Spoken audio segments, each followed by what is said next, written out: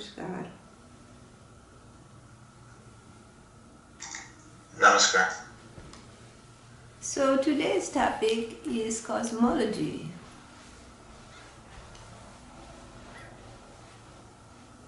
There are theories, scientific theories today that are based on limited amounts of factual information that are available to scientists. Those theories maintain the ever-expanding nature of the universe from a point of singularity.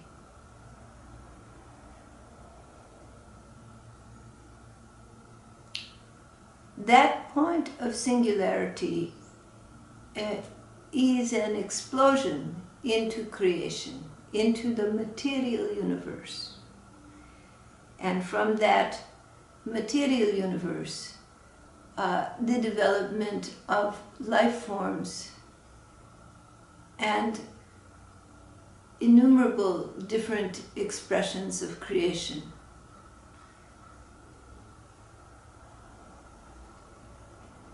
But there is no scientific explanation of where that concentrated energy mass that forms the vitality which creates an ever-expanding universe comes from.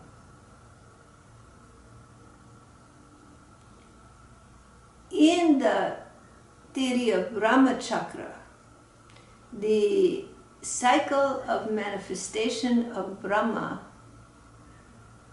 there are two primary polarities. One is unmanifest consciousness, being. The other is matter. And between these two poles, the entire creation evolves into manifestation and then evolves from material manifestation to, again, non-material existence and pure consciousness, pure being, unmanifest, unbound by time, place, or person. To understand this and how it relates to the Big Bang theory, the understanding that the universe is an ever-expanding process, one must go back to the fundamental building block of creation, and that is the relationship of the three gunas, the three primary building blocks, the three primary operative principles of the universe. The first is sattva.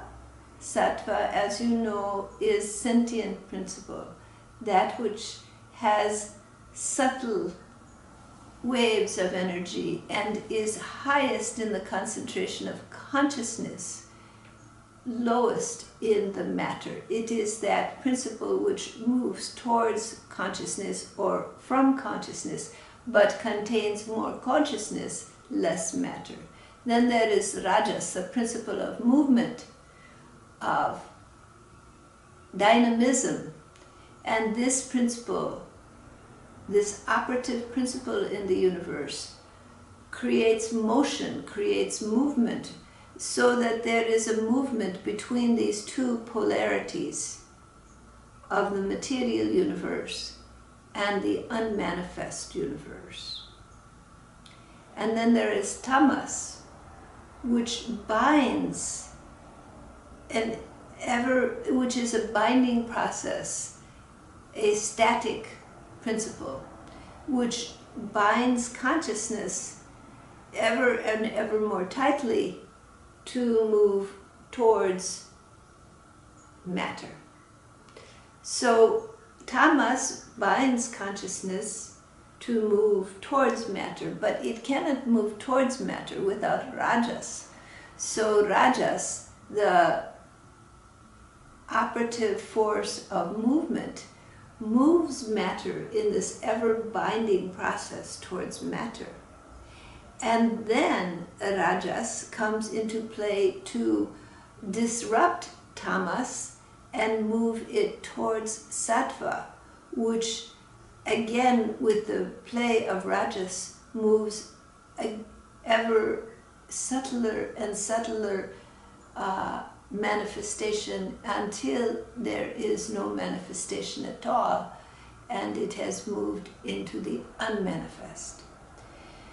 In the unmanifest universe, these primary forces, primary building blocks of creation, form a perfect balance with each other, allowing the manifest universe to be completely passive and the manifest universe to be the unmanifest universe to be the quiescent existence without any disruption, without any wave, without any manifestation.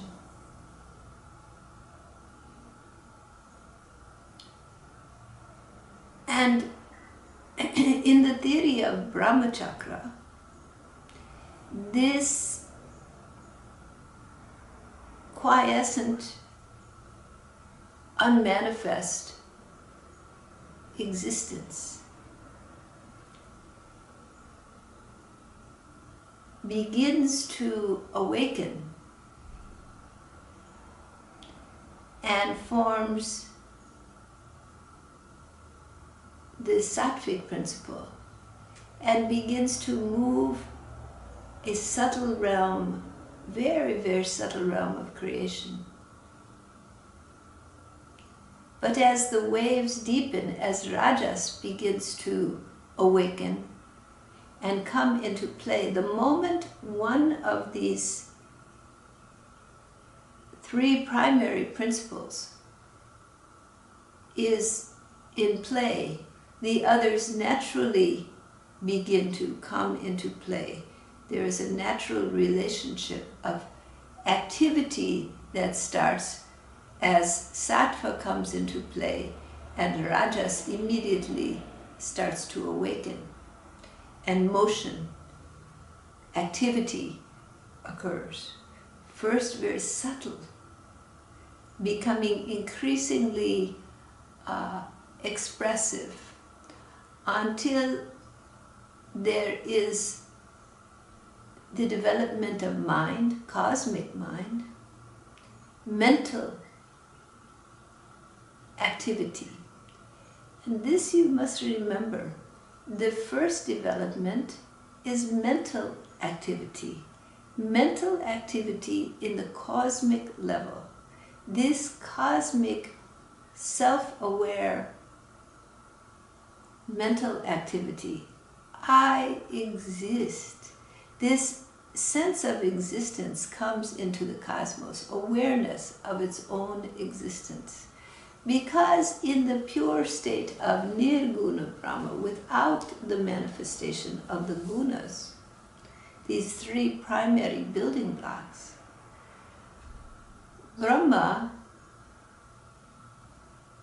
is quiescent. Even self-awareness is not there. So the first actual manifestation comes in the form of awakened self-awareness. Cosmic mind comes to know its own existence. And from there, as rajas increases its influence, there is the sense that the cosmos manifests, that there is a creative ability of manifestation. And out of this creativity arises the actual manifest universe. In Sanskrit, out of Mahatattva comes the Aham Tattva, the creative expression. And out of that creative expression comes Chitta, the actual expressed universe. And out of that, the 5 fundamental factors devolve towards matter. So the space or ether becomes gaseous. Those gases evolve into light and heat, and that evolves into liquid and the formation of liquid, and out of that evolves matter. And the material universe arises. This entire process is called it's called sanchara. It is the awakening, the binding of consciousness into ever increasing density, until you have atoms, subatomic particles, and molecules forming out of waves which have become ever more dense. So this process is the process of the formation of the manifest universe. In scientific theory, popular today, the idea of the Big Bang theory is that there is a point of singularity from which arises an ever-expanding material universe, where out of some numinous force, all of creation is moving outward.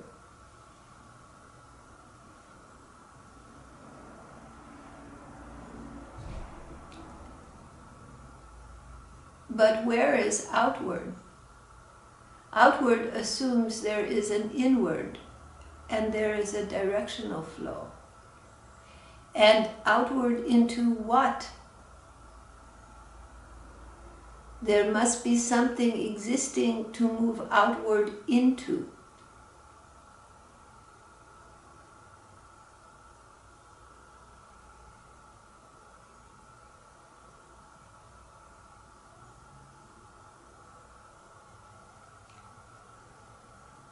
In the manifestation of being into self-awareness, creative expression, and expressed manifestation, Mahatattva, Aham Tattva, and Chitta, the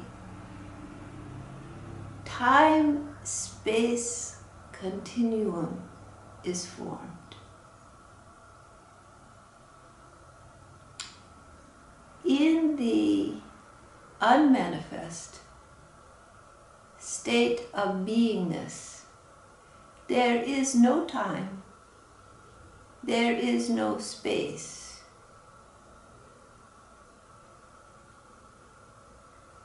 And therefore, there is no witness, no awareness of the delineation of time or space. When consciousness awakens to its own existence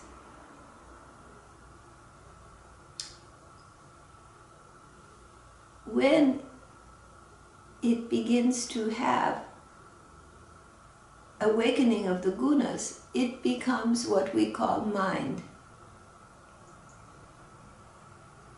mental function, because awareness is now joined with action, with activity.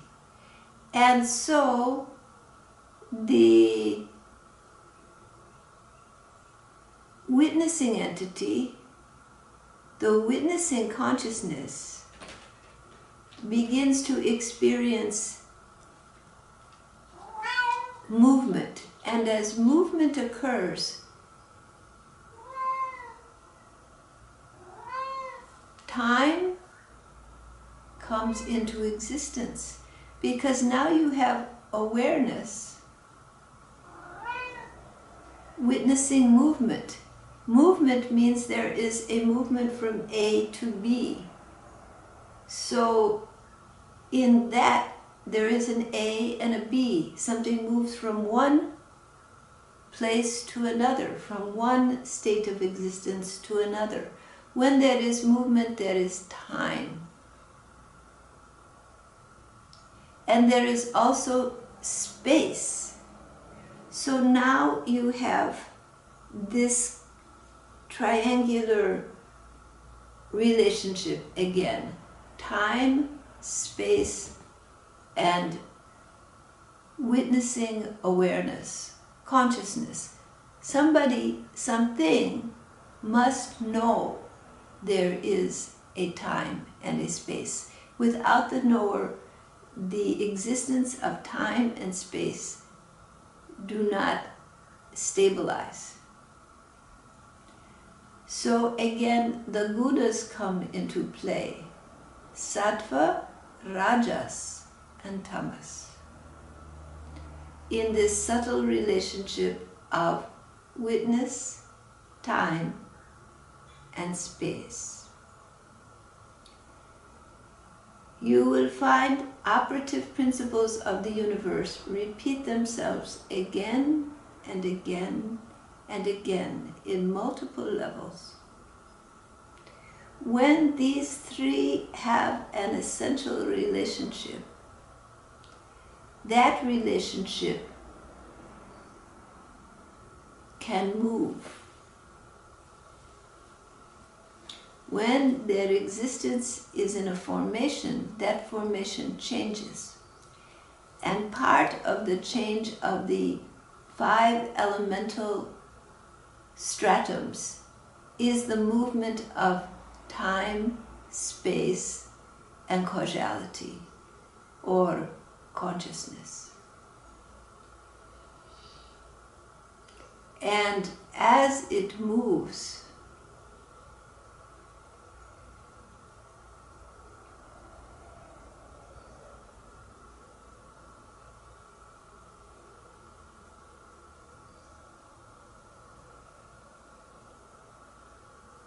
there is the generation of subtler and then cruder stratums of creation, until there is the formation out of wave of matter.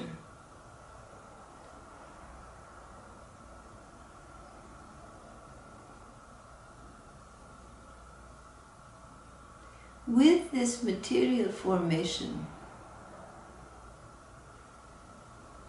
there is a densification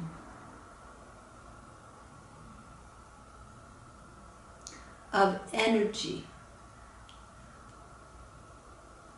Consciousness holds so much vitality.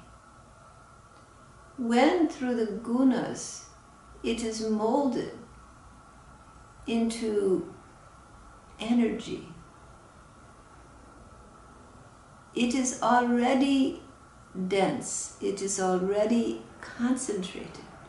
When that energy is formed into more dense waves, and finally material substance, it has become immensely concentrated, so that when an atom is split and returned to its original form, it releases tremendous amounts of energy. So much is stored within even a single subatomic particle.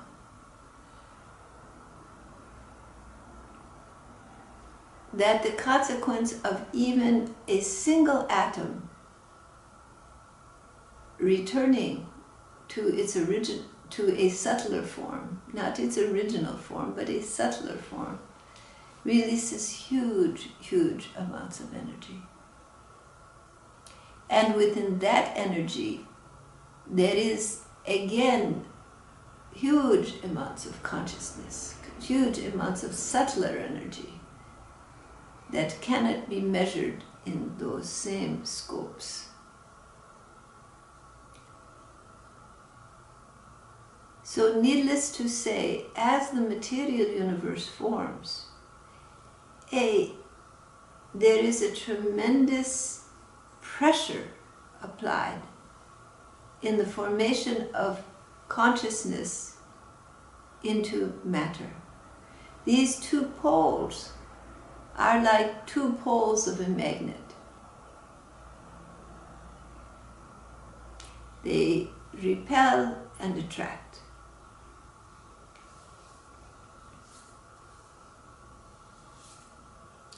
And like the poles of a magnet that repel and attract, they force the creative process. And they force the dissolution of that creative process. Matter comes into existence, and matter evolves into subtler and subtler expressions. When matter turns to mind in the development of individual consciousness associated with matter, individual mental function associated with matter, huge amounts of energy are transmuted, are allowed to be released, because mind is so much more subtle. So when individual conscious beings evolve out of matter, huge amounts of this bound energy gets released and then is moved to subtler and subtler realms, greater and greater intellectual capacity, and finally to the dropping of mental function to just being. So this is an expansive process. It is a release of energy. The contractive process forms the material universe. The expansive process releases the energy bound in the material substance and returns it to its original state of freedom. Sattva, influenced by rajas, forms matter. Tamas, influenced by rajas, becomes sattva and forms being, consciousness, mind.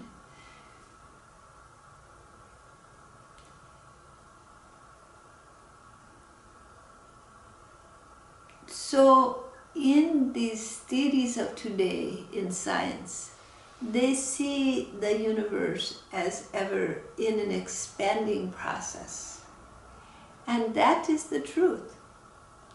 But this expansion is not limited to what can be seen with the eye. It is an expansion, the deepest expansion, the relevant expansion is in the development of life and mind out of matter. That's the expansive force which prevents the contractive forces from becoming too extreme and exploding.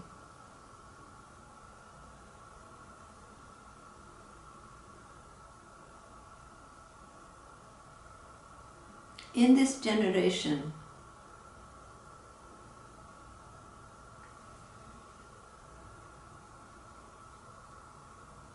of movement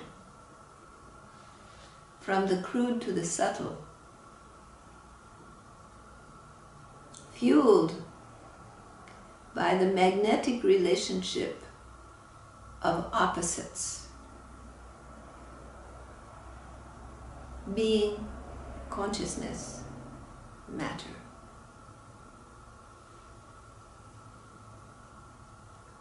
There is a pull on the material universe by this essential core known in the philosophy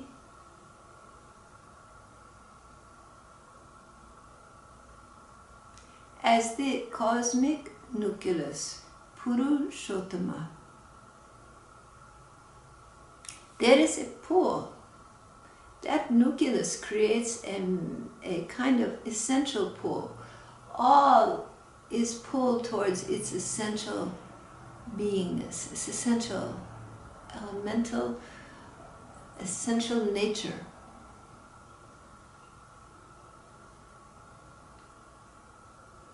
So when the moment matter expresses, it's pulled apart.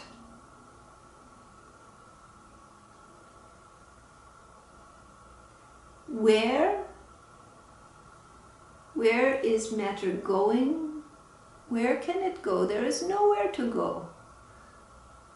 Time and space, just like matter. Time, space, and causality become changed.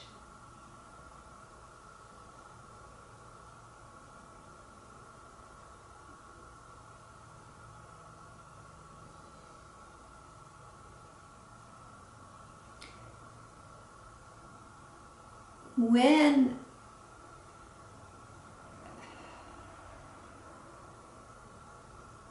the condensation of creation brings about material expression, that material expression naturally is pulled towards the cosmic nucleus. But where is this cosmic nucleus? Isn't it everywhere? So there is an expansive process. There is nowhere that the cosmos does not exist. Time, space, and causality alter their relationship.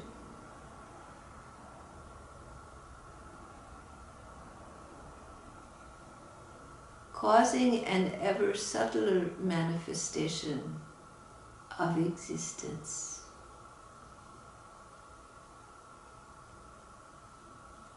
Mind comes into play, and then mind grows in magnitude until the individual mind becomes a reflection of that cosmic mind. And this is what you must remember. There has never been anything outside of the cosmic mind. Cosmic mind did not evolve into the 5 elemental forces. Cosmic mind is not destroyed by the gunas. Its nature is changed. It remains always as it was, and always self-aware. It remains always creative, and it remains always expressed, and it remains always unmanifest. And as this movement goes on between these two poles, attracting and repelling each other,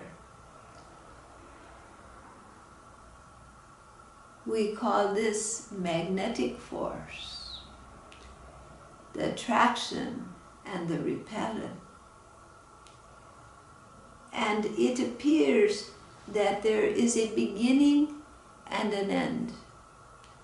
But there always has been a beginning, and there always will be an end. Time, space, and causality are fluid. So when did the universe begin? And where does it exist? And to what are the stars expanding? And from what are they contracting? There is an assumption in the theories of today of a static relationship between time and space that does not exist. That is the flaw of these theories. In a multidimensional universe, where time, space, and causality are in a fluid relationship to each other, there is no sudden awakening. Or perhaps there has always been, and there still is, a sudden awakening of matter. And there is no conclusion to creation. The very idea of that presupposes time and space in a static relationship to each other.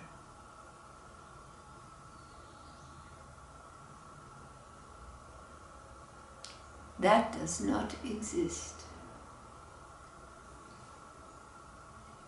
In the stillness of the non-manifest, they are in complete equipoise. In the material universe, they are in a dynamic relationship. Time and space appear to have a linear association according to a certain spectrum of dimensional reality on a particular dimension or loca. When you change the loca, when you change the dimensional relationship, you change the relationship of time and space. Therefore, causality also alters. And as you move into subtler and subtler dimensions of reality, the relationship of time and space become entirely different. And the dimensional expression of this existence is entirely different. There are worlds within worlds within worlds on different dimensional frequencies, operating in different time-space continuum, from the crudity, the density of the material universe, to the complete lack of any movement, any time, any space, any causality in the unmanifest universe. And the question that arises, why is it that movement would begin in the unmanifest? Why? It is in complete equipoise. There must be some force to create that initial movement so that the gunas begin to lose their integrity. But this question assumes the relationship of time and space. It assumes there was a time when the unmanifest existed and the manifest did not. That assumes a linear relationship.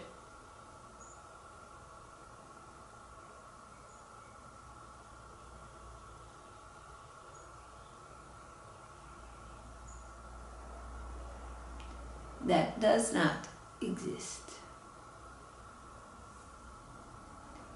Beyond that, the physics of human beings are in the right direction, but to develop the theories further, the human mind must also develop to be able to hold the multidimensional,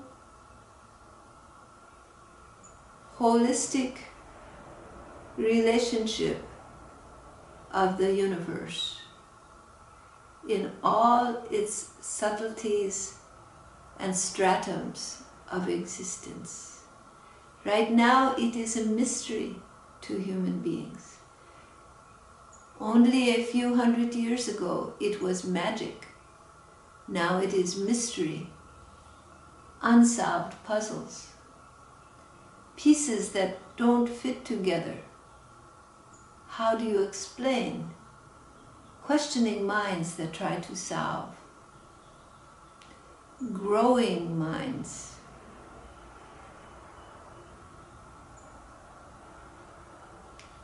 But the answers lie in the time-space continuum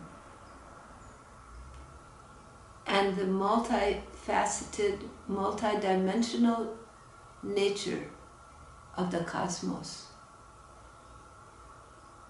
As long as you make assumptions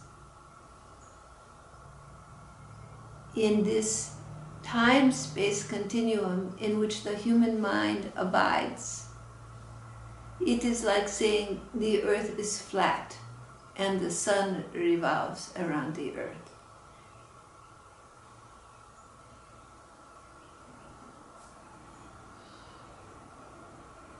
So a little growing is needed to understand the holistic nature of creation. It is not linear. Time, space, and witnessing consciousness are ever in a dynamic, multidimensional relationship to each other, not one that has a beginning and an end, not one that formed and then somehow unforms, but in a dynamic, multidimensional, multi-leveled relationship of being.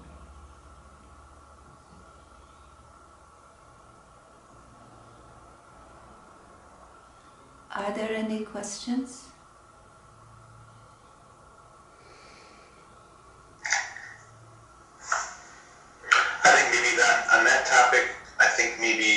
satisfied for now. All right. What would be best at this time of scientific development? There are theoretical physics and there's also experimental physics. They are on the verge of beginning to understand how much they do not understand. They are on the verge of discovery that will begin to combine cosmology and quantum physics so that there is a different understanding of the universe. Because when I studied and worked what is called the theory of distant correlation in quantum theory, they were actually on the verge of how the particle in one place can know what's happening with the particle in another. Yes, but those are limited. Now, to explain cosmology is very vast, and there must be some deeper understanding. It will come. It will come. Don't worry. All right? All right. Namaskar. Namaskar.